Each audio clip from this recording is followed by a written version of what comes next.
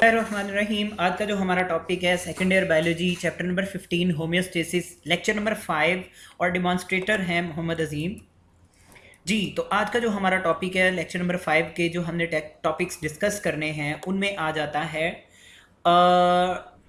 Excretion in animals, nature of excretory products in relation to the habitats, यानी इसकी details हम आगे जाकर पढ़ेंगे जी। नेक्स्ट देखिएगा, एक्सक्रीशन इन एनिमल्स। एनिमल्स, आपको पता है कि एनिमल्स जो होते हैं ये ऐसे लिविंग ऑर्गेनिजम्स होते हैं जो कि मेटाबॉलिज्म के एतबार से हाईली एफिशिएंट लिविंग ऑर्गेनिजम्स होते हैं। यानी इसका मतलब ये है कि एनिमल्स के अंदर ये प्रॉपर्टी होती है कि वो एफिशिएंटली अपनी बॉडी का मेटाबॉलिज्म प्रोसीड करते हैं। इनके पास बहुत सारे रेगुलेटरी मैकेनिज्म्स पाए जा रहे होते हैं जो कि उन लिविंग ऑर्गेनिजम्स को, जो कि लिविंग इन एनिमल्स को सरवाइव करने के लिए बहुत ज़्यादा इम्पॉर्टेंट होते हैं। तो हम बात करते हैं एक्सक्रीशन इन एनिमल्स के एतबार से। Point to be noted among the assimilated nutrients in animals. बड़ी इंपॉर्टेंट बात, एसिमिलेटेड न्यूट्रिएंट्स का क्या मतलब है। हम ये बात देख चुके हैं कि एसिमिलेशन का मतलब होता है, जब हमने लास्ट ईयर चैप्टर नंबर 12 में बात की थी कि जब हम कोई भी खाना वगैरह खाते हैं तो खाने की वजह से जब हम कुछ खाएंगे तो खाने के बाद वो ऑटोमेटिकली हमारी बॉडी उसको डाइजेस्ट कर देगी। और डाइजेशन का मतलब क्या होता है कि कॉम्प्लेक्स सब्सटेंसेस को सिंपल सब्सटेंसेस में कन्वर्ट कर देना। वही जब सिंपल सब्सटेंसेस हमारे ब्लड में जाते हैं तो हमारा ब्लड जो होता है या बॉडी जो होता है या जो सेल होते हैं वो उसको दोबारा से कॉम्प्लेक्स सब्सटेंसेस में कन्वर्ट कर देते हैं फॉर द सेक, किस लिए मेरा बेटा, for the formation of body mass बनाने के लिए। तो इसका मतलब कॉम्प्लेक्स सब्सटेंसेस से सिंपल में कन्वर्ट होना इज कॉल्ड डाइजेशन। लेकिन मेरा बेटा उन्हीं डाइजेस्टेड सब्सटेंसेस का दोबारा से कॉम्प्लेक्स सब्सटेंसेस में कन्वर्ट हो जाना इज कॉल्ड एसिमिलेशन। तो मेरा बेटा ऐसे सब्सटेंसेस जो बॉडी के अंदर जाकर दोबारा से कॉम्प्लेक्स सब्सटेंसेस में कन्वर्ट होते हैं इनको एसिमिलेटेड न्यूट्रिएंट्स का नाम दिया जाता है। और एसिमिलेटेड न्यूट्रिएंट्स में कार्बोहाइड्रेट्स, लिपिड्स, प्रोटीन्स, न्यूक्लियोप्रोटीन्स आ जाती हैं। अब याद रखिएगा, जब ये हमारी बॉडी में कार्बोहाइड्रेट्स या लिपिड्स एक्सेसिव क्वांटिटी में होती हैं तो हमारी बॉडी एनर्जी को प्रोड्यूस करने के लिए इन दोनों चीज़ों को डाइजेस्ट करती है, ऑक्सीडेशन करती है इनकी। सो याद रखिएगा, कार्बन डाइऑक्साइड और लिपिड्स की ऑक्सीडेशन के नतीजे में मेरा बेटा कार्बन डाइऑक्साइड और वाटर की प्रोडक्शन होती है। कार्बोहाइड्रेट्स और लिपिड्स की ऑक्सीडेशन के नतीजे में कार्बन डाइऑक्साइड और वाटर की प्रोडक्शन होती है। क्योंकि ये दोनों सब्सटेंसेस जो है इनका मेन इंग्रेडिएंट कार्बन, ऑक्सीजन और हाइड्रोजन होता है। दैट्स वाई इनकी कैटाबॉलिज्म के नतीजे में, इनकी ऑक्सीडेशन के नतीजे में, इनकी रेस्पायरेशन के नतीजे में मेरा बेटा कार्बन डाइऑक्साइड और वाटर रिलीज होती है और यहाँ से एनर्जी रिलीज होती है जो कि बॉडी इस्तेमाल कर लेती है in the form of ATP. इसी तरह से जब प्रोटीन्स और न्यूक्लियोप्रोटीन्स डाइजेस्ट होती हैं या टूटती फूटती हैं या ऑक्सीडाइज होती हैं तो मेरा बेटा ये बनाती हैं नाइट्रोजनस वेस्ट, यानी ऐसा वेस्ट जिसके अंदर नाइट्रोजन की कॉन्सेंट्रेशन ज्यादा होती है। पॉइंट टू बी नोटेड, ये जो नाइट्रोजन कंटेनिंग वेस्ट होता है अगर इसकी कंसंट्रेशन हमारी बॉडी में इंक्रीज कर जाए तो ये हमारी बॉडी के लिए बहुत ज्यादा टॉक्सिक होता है।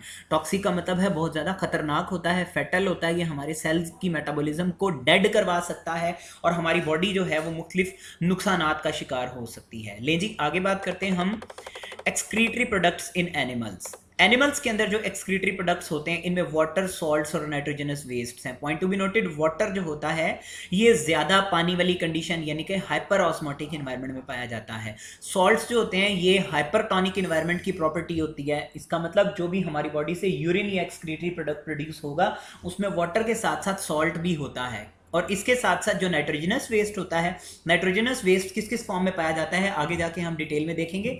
यहां पर मैं जस्ट इसका एक हिंट दूंगा, अमोनिया, यूरिया, यूरिक एसिड की फॉर्म में मेरा बेटा ये जो नाइट्रोजनस वेस्ट होता है ये हमारी बॉडी में बहुत ज्यादा क्वांटिटी में पाया जाता है। नेक्स्ट हम बात करते हैं इससे अगले पॉइंट की। पॉइंट टू बी नोटेड मेरा बेटा, ये जो हमारी बॉडी की एक्स्ट्रा प्रोटीन्स होती हैं, हमारी बॉडी की एक्स्ट्रा प्रोटीन्स होती हैं, वो एक्स्ट्रा प्रोटीन्स जो होती हैं वो कन्वर्ट हो जाती हैं into amino acid by the process of hydrolysis. Hydrolysis के नतीजे में एक्स्ट्रा प्रोटीन्स अमाइनो एसिड्स में कन्वर्ट हो जाती हैं। पॉइंट टू बी नोटेड मेरा बेटा, ऐसी कंडीशन के अंदर हमारी बॉडी जो होती है वो, जैसा कि लिवर है मेरा बेटा, वो क्या काम करता है, वो अमाइनो एसिड को कैटाबोलाइज कर देता है, अमाइनो एसिड को तोड़ देता है। जब अमाइनो एसिड टूटेगा तो इससे क्या चीज रिलीज होगी, इससे अमोनिया अमाइनो ग्रुप रिलीज होगा। अमाइनो ग्रुप का मतलब होता है NH3 ग्रुप। मेरा बेटा ये ग्रुप रिलीज होगा। जब ये ग्रुप रिलीज होगा तो इस प्रोसेस को हम नाम देते हैं डीएमिनेशन। तो हम क्या कह सकते हैं कि बाय द व्हेन बॉडी है, जब जिस्म के पास ज्यादा प्रोटीन होगी, एक्सेसिव अमाउंट में प्रोटीन होगी, तो हमारी बॉडी इस प्रोटीन को तोड़कर अमाइनो एसिड में कन्वर्ट कर देगा, और जब अमाइनो एसिड कैटाबोलाइज होगा तो इससे अमाइनो ग्रुप रिलीज होगा। तो मेरा बेटा याद रखना कि अमाइनो एसिड से अमाइनो ग्रुप को रिलीज होने के प्रोसेस को हम नाम देते हैं डीएमिनेशन का। आगे देखिएगा, जब अमाइनो ग्रुप रिलीज हो जाएगा तो अमाइनो ग्रुप की फेट्स क्या होती हैं, इसकी किस्मत क्या होती है कि अमाइनो ग्रुप ट्रांसफर हो सकता है किसी एक अमाइनो एसिड से दूसरे अमाइनो एसिड पर।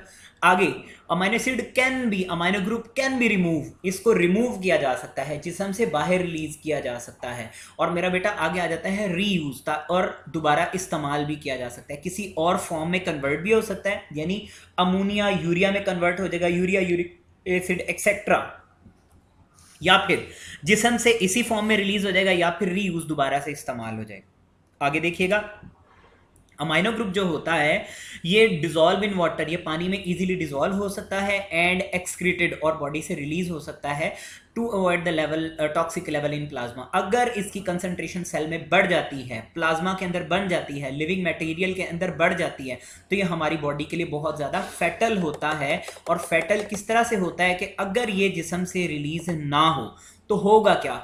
मेरा बेटा ये टॉपिक का नाम है need to excrete nitrogenous waste. इसमें आ जाता है elevated level of waste can cause, क्या काज कर सकता है, कन्वुल्जन्स, झटके, इसका मतलब ट्रॉमा काज कर सकता है, झटके काज कर सकता है, कोमा में जा सकता है लिविंग ऑर्गेनिज्म, और इवेंचुअली इस लिविंग ऑर्गेनिज्म की डेथ भी काज हो सकती है। ये किस वजह से होता है, excessive level of nitrogenous waste into the cells की वजह से होता है। अब हम देखते हैं कि ये जो नाइट्रोजनस वेस्ट होता है ये हमारी बॉडी में किस किस फॉर्म में पाया जाता है। सो देखिएगा, सबसे ज्यादा अमाउंट में जो नाइट्रोजनस वेस्ट पाया जाता है ये अमोनिया, यूरिया और यूरिक एसिड की फॉर्म में पाया जाता है। सबसे ज्यादा अमाउंट में जो हमारी बॉडी से वेस्ट मटेरियल रिमूव होता है वो अमोनिया, यूरिया और यूरिक एसिड की फॉर्म में रिलीज होता है। इससे कम क्वांटिटी में, लो क्वांटिटी में रिलीज होता है क्रिएटाइन, क्रिएटिनिन और ट्राइमिथाइल अमाइन ऑक्साइड। TMAO का मतलब है ट्राइमिथाइल अमाइन ऑक्साइड की फॉर्म में। और लास्ट में आ जाता है वेरी स्मॉल क्वांटिटीज में आ जाता है अमाइनो एसिड, प्यूरिन्स और पायरिमिडीन्स की फॉर्म में। मेरा बेटा ये बहुत इंपॉर्टेंट MCQs भी हैं, शॉर्ट क्वेश्चन भी आपसे पूछा जा सकता है कि हमारी बॉडी में नाइट्रोजनस वेस्ट सबसे एक्सेसिव कंसंट्रेशन में एक्सेसिव फॉर्म में किस फॉर्म में पाया जा सकता है, लोअर क्वांटिटीज और smaller quantity, very small quantities का भी पूछा जा सकता है। नेक्स्ट हम बात करते हैं कि जब मेटाबॉलिज्म ऑफ प्यूरिन्स होती है या पायरिमिडीन्स होती है तो उसके नतीजे में क्या प्रोड्यूस होता है, उसके नतीजे में ज़ैंथेन, हाइपोज़ैंथेन, ये याद रखने वाली बात है, xanthine, uric acid, allantoin, urea और अमोनिया वगैरह जो है वो इससे प्रोड्यूस होता है। यानी प्यूरिन्स और पायरिमिडीन्स के बारे में आप जानते हैं कि जब हमारे जिस्म में अगर एक्सेसिव प्रोटीन टूटेगी तो अमाइनो एसिड बनेगा, लेकिन जब एक्सेसिव मेरा बेटा न्यूक्लिक एसिड टूटेगा तो उसके नतीजे में हमारी बॉडी से बनता है DNA या RNA। जब टूटता है तो उसके नतीजे में हमारी बॉडी से प्यूरिन्स और पायरिमिडीन्स की प्रोडक्शन होती है। तो इसका मतलब जब प्यूरिन्स और पायरिमिडीन्स की फर्दर मेटाबॉलिज्म होगी, जैसे अमाइनो एसिड की भी फर्दर मेटाबॉलिज्म हुई थी, तो मेरा बेटा इसी तरह जब प्यूरिन्स और पायरिमिडीन्स की फर्दर ऑक्सीडेशन होगी तो इसके नतीजे में hypoxanthine, xanthine, uric acid, allantoin, urea और अमोनिया वगैरह सिंथेसाइज होते हैं। देखिएगा शाबाश, अमाइनो एसिड्स, नाइट्रोजनस बेसिस, मेरा बेटा इन दोनों से अमाइनो ग्रुप रिलीज हुआ। अब अमोनिया, ये अमाइनो ग्रुप जो है ये वेस्ट, मोस्टली एक्वेटिक एनिमल्स जो होते हैं ये इंक्लूडिंग मोस्ट बोनी फिशेस, मेरा बेटा ये वेस्ट मटेरियल को अमोनिया की फॉर्म में ही रिलीज करते हैं। मतलब इसका मतलब ये है कि ये इस नाइट्रोजनस वेस्ट को किसी और फॉर्म में कन्वर्ट नहीं करते। जैसे ही अमोनिया प्रोड्यूस हुआ, अमाइनो ग्रुप प्रोड्यूस हुआ, ये अमोनिया की फॉर्म में ही वेस्ट प्रोडक्ट्स को रिलीज करवा देंगे। लेकिन उसके कंट्रास्ट में जितने भी मैमल्स होते हैं, एम्फीबियंस होते हैं, शार्क और सम बोनी फिशेस जो होती हैं मेरा बेटा, ये अमोनिया को कन्वर्ट करती हैं इनटू द यूरिया। इसकी रीजन क्या है ये आगे जाके हम देखेंगे। ये इसको कन्वर्ट करेंगे इनटू द यूरिया, यानी इसका मतलब प्रोड्यूस अमोनिया ही हुआ लेकिन अमोनिया कन्वर्ट हुआ in the form of urea. और इसी तरह से मेरा बेटा various birds, many reptiles, insects और स्नेल्स वगैरह जो होते हैं ये कन्वर्ट करते हैं इनटू द यूरिक एसिड, ये इसको कन्वर्ट कर देते हैं in the form of uric acid की फॉर्म में। जी, तो इससे क्या बात साबित हुई कि प्रोड्यूस जो है वो अमोनिया ही होगा by the process of deamination, लेकिन अमोनिया यूरिया और यूरिक एसिड में भी कन्वर्ट हो सकता है। मुख्तलिफ लिविंग ऑर्गेनिज्म के अंदर जिस्म से नाइट्रोजनस वेस्ट को रिलीज करवाने के लिए जो प्रोडक्ट्स बनते हैं वो डिफरेंट होते हैं। कुछ में अमोनिया ही रिलीज होता है, कुछ में अमोनिया कन्वर्ट हो जाता है यूरिया में, और कुछ में अमोनिया कन्वर्ट हो जाता है इनटू द यूरिक एसिड और इस फॉर्म में रिलीज होता है। जी, नेक्स्ट बात करते हैं हम किन की। इसी कैटेगरी के एतबार से हमने लिविंग ऑर्गेनिज्म को 3 कैटेगरीज में डिवाइड किया। Nature of excretory products in relation to the habitat. Point to be noted, there are 3 types of the living organisms. एक को नाम दिया जाता है अमोनोटैलिक, ये देखिए अमोनोटैलिक। दूसरे को नाम दिया जाता है यूरियोटैलिक, और तीसरे को नाम दिया जाता है यूरिकोटैलिक। और याद रखिएगा, अमोनोटैलिक नेचुरल है, जबकि ये दोनों इसकी एवोल्यूशनरी अडेप्टेशंस हैं। इसका मतलब ये नेचुरली नहीं है, ये लिविंग ऑर्गेनिजम्स ने अडेप्ट की हैं कंसंट्रेशन फॉर्म्स। देखते हैं हम, शाबाश, क्या होता है। अमोनिया, ऐसे लिविंग ऑर्गेनिजम्स जो अमोनोटैलिक लिविंग ऑर्गेनिजम्स वो होते हैं जो अपनी बॉडी से अमोनिया को ही as a waste product release करते हैं। Ammonia toxic dissolve quickly into the blood body fluids.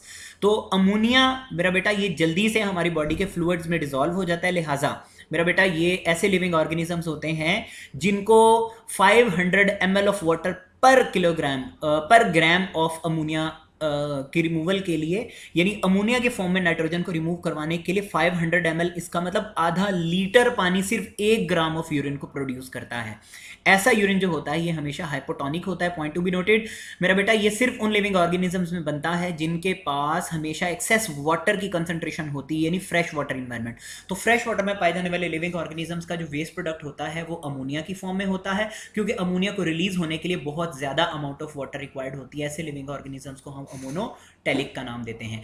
इसी तरह कुछ लिविंग ऑर्गेनिजम्स ऐसे होते हैं जिनमें अमोनिया तो बनता है लेकिन अमोनिया कन्वर्ट हो जाता है इनटू द यूरिया, इनको नाम दिया जाता है यूरियोटैलिक लिविंग ऑर्गेनिज्म। सो याद रखिएगा, urea less toxic produce by urea cycle from nitrogen excretory nitrogen. मेरा बेटा बाकायदा तौर पर हमारा लिवर जो होता है ये अमोनिया को यूरिया में कन्वर्ट करता है। और याद रखिएगा ये यूरिया में क्यों कन्वर्ट हुआ, क्योंकि यूरिया को रिलीज करवाने के लिए जस्ट 50 ml ऑफ वाटर पर ग्राम ऑफ यूरिया रिक्वायर्ड होती है। इसका मतलब इसको बहुत ज्यादा पानी की जरूरत है, लेकिन इसको मॉडरेट वाटर की जरूरत है, यानी ना बहुत ज्यादा कम ना बहुत ज्यादा। In restricted supply of the water, यहां पर क्या था, excessive supply of water, hypotonic environment, जबकि यहां पर रिस्ट्रिक्टेड सप्लाई ऑफ वाटर, जैसा कि हम हैं। तो हम जब यूरिन को प्रोड्यूस करेंगे तो यूरिन के अंदर बहुत ज्यादा क्वांटिटी में यूरिया मौजूद होगा, इसीलिए हम क्या हैं, ureotelic living organism. Same case uricotelic living organism, ऐसे लिविंग ऑर्गेनिजम्स होते हैं जिनके अंदर बहुत कम कंसंट्रेशन ऑफ वाटर रिक्वायर्ड होती है। 1 ml of water required 1 gram of uric acid को रिमूव करवाने के लिए। इसका मतलब इसका जो यूरिन है बहुत ज्यादा कंसंट्रेटेड होगा। ये ऐसे लिविंग ऑर्गेनिजम्स की प्रॉपर्टी है जिनको वाटर हमेशा बहुत कम क्वांटिटी में चाहिए होता है, जिनके अंदर वाटर स्टोरेज ज्यादा होती है। ऐसे लिविंग ऑर्गेनिजम्स होते हैं रेप्टाइल्स और बर्ड्स, और इन लिविंग ऑर्गेनिजम्स को हम नाम देते हैं यूरिकोटैलिक लिविंग ऑर्गेनिजम्स का। इसका मतलब जिनको बहुत ज्यादा पानी की अवेलेबिलिटी है उन वो यूरियोटैलिक हैं, जिनको उससे कम वाटर की जिनको बहुत ज़्यादा वाटर की अवेलेबिलिटी है वो अमोनोटैलिक हैं, जिनको मॉडरेट है वो यूरियोटैलिक, और जिनको बहुत कम है वो यूरिकोटैलिक हैं। अब आ जाता है यूरिया साइकिल, बहुत इंपॉर्टेंट 2 नंबर का क्वेश्चन है, पेपर में आएगा। देखिएगा यहाँ पर हमारी बॉडी के अंदर लिवर में एक केमिकल सब्सटेंस होता है जिसका नाम होता है ऑर्निथीन। ऑर्निथीन मेरा बेटा, ये ऑर्निथीन रिएक्ट करता है एक अमोनिया और एक कार्बन डाइऑक्साइड से। जब ये रिएक्ट करेगा तो ऑर्निथीन कन्वर्ट हो जाएगा इनटू द सिट्रुलीन। तो सिट्रुलीन जो है मेरा बेटा, इसके साथ मजीद एक और अमाइनो ग्रुप जो है मेरा बेटा अटैच होगा। एक अमाइनो ग्रुप यहां से और एक अमाइनो ग्रुप यहां से, इसका मतलब 2 अमोनिया मॉलिक्यूल्स जो हैं वो यहां पर अटैच हो जाएंगे। सिट्रुलीन मेरा बेटा एस्पार्टेट जो होता है ये एंजाइम के तौर पर इस्तेमाल होता है, फ्यूमेरेट में कन्वर्ट होता है, और सिट्रुलीन कन्वर्ट हो जाता है इनटू आर्जिनोसक्सीनेट में। अब आर्जिनोसक्सीनेट मेरा बेटा आर्जिनिन एंजाइम की मदद से क्या चीज पैदा करता है, यूरिया प्रोड्यूस करता है। ये यूरिया का फार्मूला है। देखिए आप खुद देख सकते हैं यूरिया में कि इसके पास एक अमाइनो ग्रुप ये है, एक अमाइनो ग्रुप ये है, और दरमियान में कार्बन डाइऑक्साइड मौजूद है। तो ये कार्बन डाइऑक्साइड, ये अमाइनो ग्रुप और एक अमाइनो ग्रुप ये सिट्रुलीन के साथ रिएक्ट करेगा। इसका मतलब 2 अमाइनो ग्रुप्स होंगे, एक कार्बन डाइऑक्साइड होगी। जब ये रिएक्ट करेंगे तो मेरा बेटा ये आर्जिनिन, आर्जिनोसक्सीनेट जो है मेरा बेटा आर्जिनिन के थ्रू कन्वर्ट हो जाएगा इनटू द ऑर्निथीन। ऑर्निथीन तो बन गया, लेकिन यहाँ से जो चीज़ प्रोड्यूस हुई है मेरा बेटा वो क्या चीज़ है, यूरिया। तो ये सारा का सारा प्रोसेस हमारे लिवर में होता है। सो याद रखिएगा कि मेरा बेटा हम ऐसे लिविंग ऑर्गेनिजम्स हैं जो बाकायदा तौर पर एक अमोनिया यहाँ से, एक अमोनिया यहाँ से, यानी 2 अमोनिया मॉलिक्यूल को कन्वर्ट कर रहे हैं into the urea, into the urea. यानी इस रिएक्शन के जो रिएक्टेंट्स हैं वो दो अमाइनो ग्रुप्स हैं, जबकि एक कार्बन डाइऑक्साइड है, और इसका प्रोडक्ट क्या है, यूरिया। तो मेरा बेटा ये सारा प्रोसेस कहां पर प्रोसीड होता है, इनटू द लिवर। इसके बारे में आप अच्छे से याद कर लेंगे बुक से मेरा बेटा। अगर कोई और प्रॉब्लम होगी तो आप ग्रुप में अच्छे तरीके से पूछ सकते हैं। अपना और अपने घर वालों का बहुत ख्याल रखिएगा। Thank you so much. अल्लाह हाफिज़, फी मान अल्लाह।